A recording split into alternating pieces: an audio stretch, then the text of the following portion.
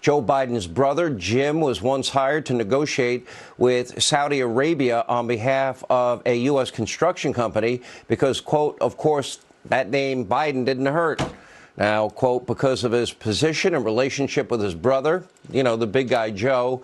Now, according to the Daily Mail, Jim's wife, Sara, told this former official that Jim and Joe are very close. They tell each other everything. We're supposed to believe that Joe had no idea about the family business dealings. We've already debunked that lie. Anyway, here with more is the Daily Mail senior reporter who broke this story. Josh Boswell is with us. Josh, this is now added to what is a long list of foreign business dealings using the Biden name while he's vice president. Tell us what you found out.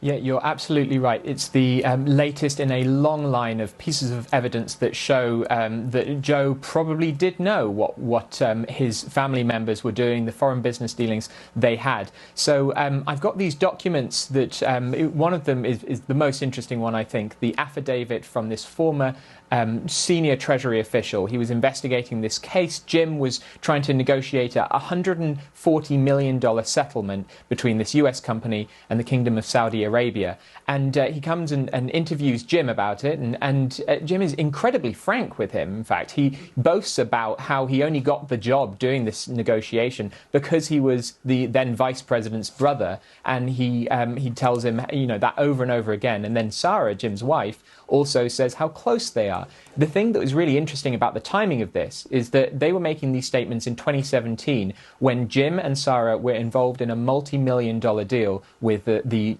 Chinese government-linked oil company CEFC. So if it's true what Sara says, they're telling each other everything, Jim and Joe, then did he tell them about the Chinese oil deal too? Oh, it's an interesting question, but it's also reminiscent. It's almost the same verbiage that Hunter Biden used on Good Morning America when he acknowledged he had no experience in oil, gas, energy, or Ukraine.